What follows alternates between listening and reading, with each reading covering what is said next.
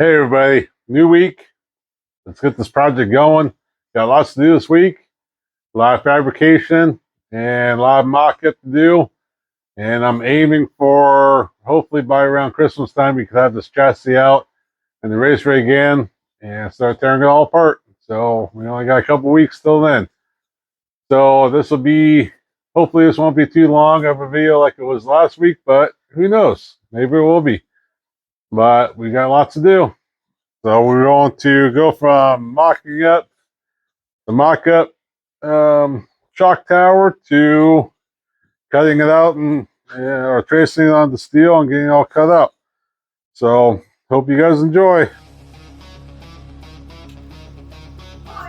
So as you guys are watching this, I'm going to talk to you guys a little bit about this Arcdroid. I've had it for about a year now, and it's actually a pretty amazing tool. They have it. I don't have room in my shop for even a small little CNC plasma table.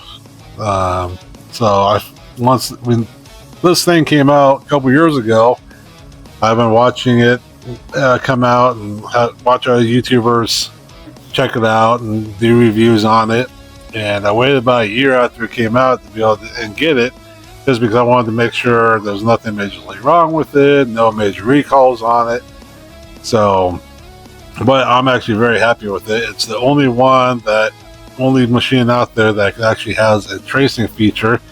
You'll see me do that little stylus that I put on there. Actually, you just you lower it down, and you figure out where the corner of your work area is, and you zero it out.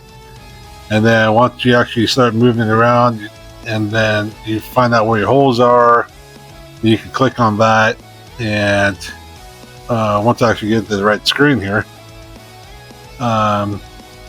you actually click on it, make the hole size you want, and then you can either choose to go cut to the outside, to the inside, or center of where that's traced at. The cool thing about this is also that once you get done, you're like, oh shoot, I need to add another hole in the middle or another hole somewhere else. Once you get all done, you can actually go back in, add that hole, and then there's another button on the screen that will actually allow you to reorganize the way it cuts from the inside out. So everything on the inside of your inside will actually get cut first before it gets cut on the outside. So I'm still learning more about it. I'm still trying to learn the CAD program so I cut out more detailed work. The plasma cutter I'm using, the yellow machine there, is just a cheap Amazon cutter. It had to be a non-high frequency plasma cutter for it to work, and my old plasma cutter I had was high frequency, so I had to change it out. It's been a great machine. Unfortunately, I go through a lot of bits, and you can buy the bit. The nice thing is you can buy the bits at Harbor Freight, or you can order a big pack of them off Amazon for cheaper. Here in just a second, I'm going to actually start cutting, but it doesn't want to cut correctly. So I changed out the bits, and it was just fine after that. So if there's any more, if you guys want me to go into further detail, or later on after this project, I'll maybe do like a small short video or a longer video about the whole Arcdroid and what I think about it, and zoom in on the screen and show different things about it. So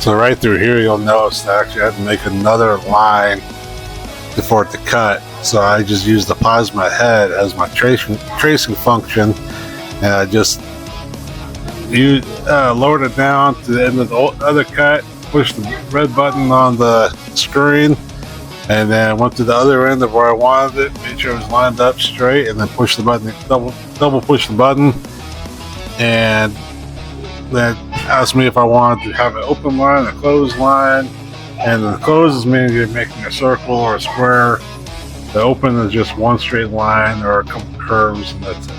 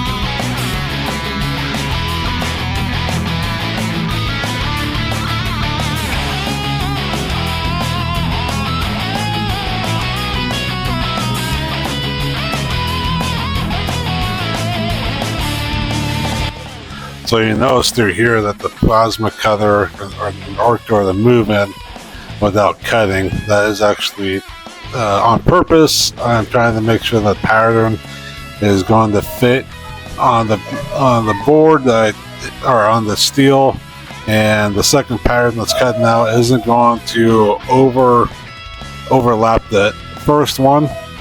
Also, it allows me to see how high up off the tip, how far up off the middle of the tip is. Make sure it's not going to hit anything in case I have a twisted piece of metal.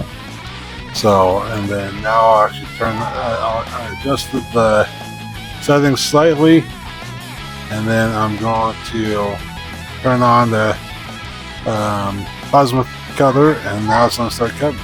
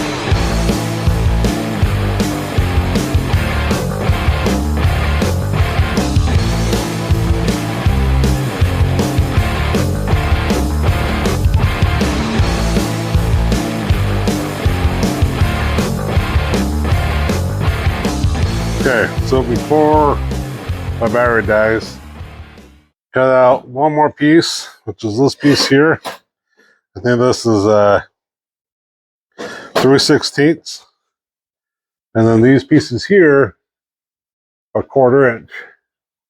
So I'll get this cleaned up on this side and that side, get everything welded up, or mostly welded, and then I pull this ratchet strap off here.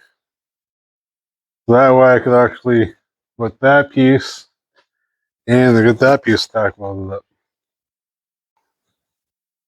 Okay, everybody, got it all tack welded in place. Misjudged the little piece there, but I can fix that later.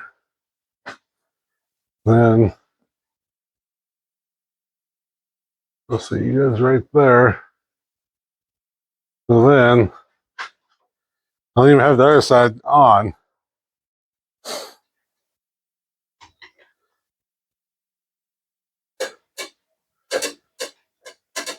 This is exactly what it's supposed to be doing, right?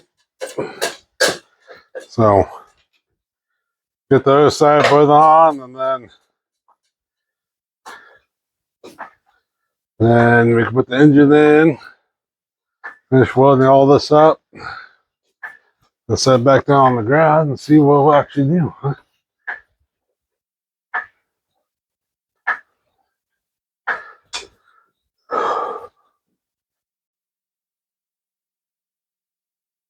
So I've been working hard out here in the garage and got both sides done now.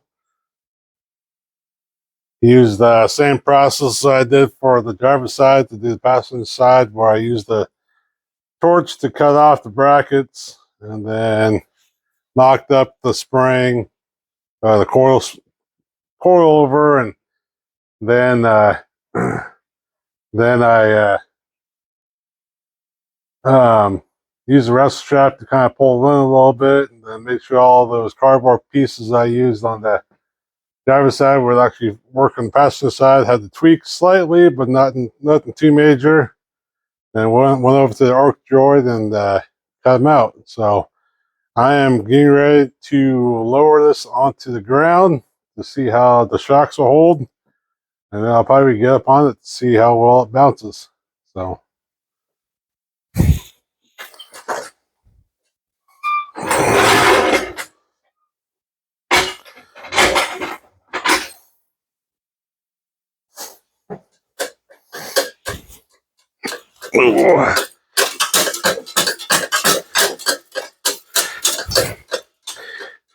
Ooh. Well, not much bounce with me on it, but there is a little bit. Next step will be getting the mock-up motor put on. Let's see how it handles that weight. And then I might look around and see if I can find a little bit more weight to be able to put on it to see how well it does. So,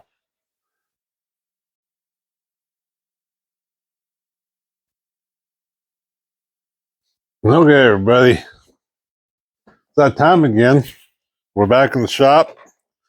It's late at night. Family's asleep. But we got both shock towers tacked into place. And it's sitting on its own weight. And everything's looking good. Now it's actually time to get the motor out and get it put in place. So I just have a couple things to button up on this real quick. And then we will get going.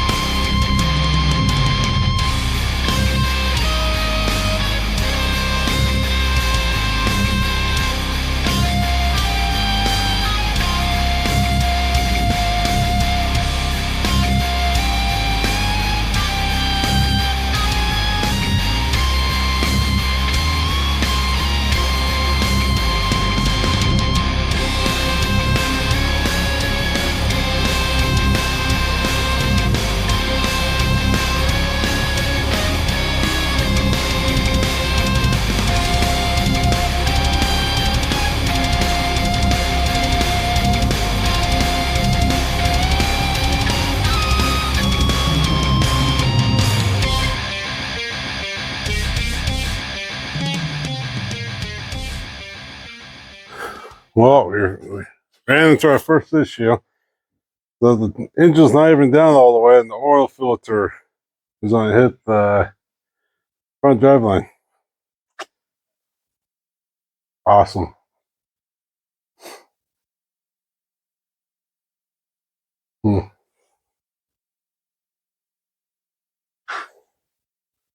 There's oil on it.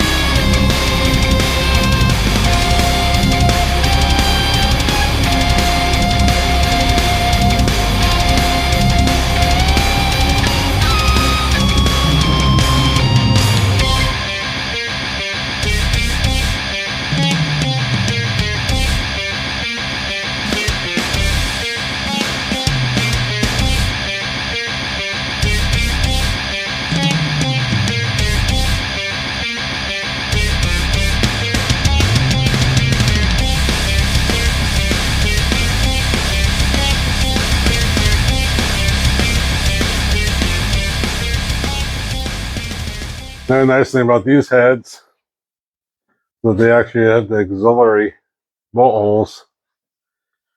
The power pack heads do not.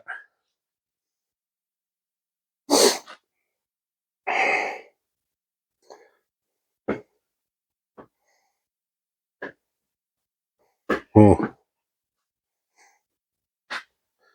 when we get the roll cage and the body on, that's when we'll start messing with the engines. Figure out what we're going to do. This engine was sat in the countertop making company, granite countertop cutting company, and all the dust and debris got inside of it, and then it got set outside for only a couple months. But it turns over, but doesn't want to, doesn't like to. So this engine had to be completely torn down the block and rebuilt for it to be worth it. This other engine, the one that I've talked about several times, that one right there is just needs a little honing done to it. There's no real marks, there's no lip inside the cylinders, nothing like that. The pistons are dished in slightly. So, but the power pack heads would have anywhere from 9-to-1 to 10-to-1 compression. I think with this other engine, with those heads, they're a bigger chamber head, so it'd be a lower compression. Oh, yeah, I'm just take them both off at some point and set them on the bench and compare them both and see what it would take to rebuild them, make them work. So the power pack heads, we would have to build some way to mount or get some brackets to be able to mount all the accessories, like pretty much just the alternator and the power steering pump. But this one over here that's on the chassis now, the mock-up with the accessory holes there, we wouldn't have to do that. So, yeah.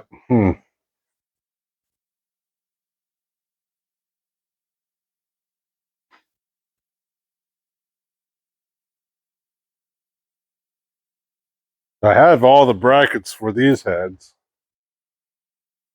And to be able to rebuild the power pack heads, I can almost get another set of these heads that's on the chassis, regular Chevy heads, or 350 heads for the same price. But I would have lower compression, so my torque and horsepower would be all higher RPMs. When what I really want is more compression and giving me more torque on the bottom end, ranging anywhere from 1,500 RPMs all the way up to 4,000 RPMs. That way, when I'm coming in the holes or into the corners, or starting out the gate, I'll have lower RPMs. I'll have a lot of torque to be able to get the tires to spin, to get out of the corners and even to start out from the starting line. So, oh, then there's other people out there saying I'm wasting my time with these engines and I should just go LS. But it seems like a lot of people go LS, and a lot of people are having issues too. So, but now I feel like I'm just rambling on and on and on. So what's going to happen now is I'm actually going to probably tarp this part up and move some stuff in the shop around, and then get this chassis outside and possibly bring in the race rig. So I might mess around outside a little bit, do like a little course, time it, have you guys on board so you can see the video, see how rough it is and everything, and then whenever we get done with this and get everything back together, we can do another time course and see what the difference is. See how well everything handles. I mean, there's going to be a lot more to consider too, because these tires that are on it are the right size. Just I'll have a lot more aggressive tire. I guess that's really it. Different engine, maybe a little bit more power. I mean, the race rig now has a 360 in it, so it has pretty good power for what it is. So, okay, well, I'm going to call it a night. Hope you guys have a good evening. So, after a little bit of research, figured out this motor here that I'm using as the mock-up is actually a Chevy 327. So I could still use the heads off of it, but the motor is definitely not the one I want. And then, so I'll still be using this one over here, this 350. And I'm still debating on using these power pack heads. They're going to give me the compression I want and the low end torque I want. So I'm pricing parts right now for them. So, but now it is time to turp this up, this engine, transmission, and then all the bare metal up here up. And then I did grind down where those body mounts were I cut off on both sides. And then I glove on the tail shaft of the transmission so it won't leak out and water doesn't get into it. I'm also pricing out parts for a oil filter relocator kit, which is on Summit. I think they're less than $50, and then some headers, less than $300 for those. So, still trying to keep everything budget. I'm not going high end on anything. So, next we gotta get stuff moved, get this outside. So, and then we will get the race rig right there started up and brought in here. So.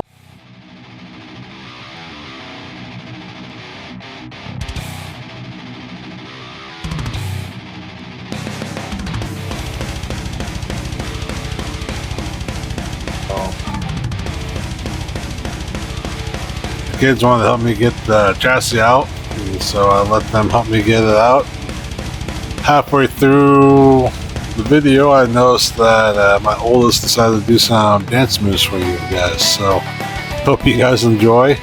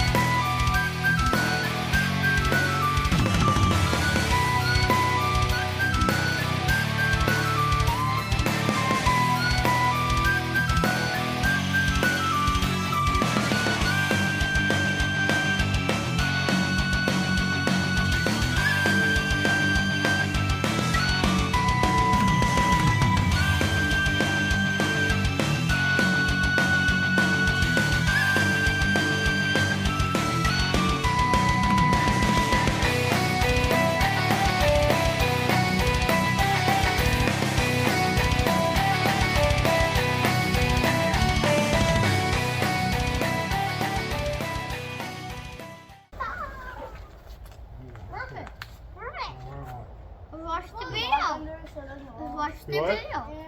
We're all going to get hit by the train. Yeah, well, I don't want to way back there and get in the mud puddle either. Hey, Dad, are we going to watch the video? Hold on. You gotta edit it. Oh, first All right. big task for you. You guys. So thanks for watching. Thanks for watching. Thanks for watching. Thanks for watching. Remember to subscribe. Subscribe and like the video.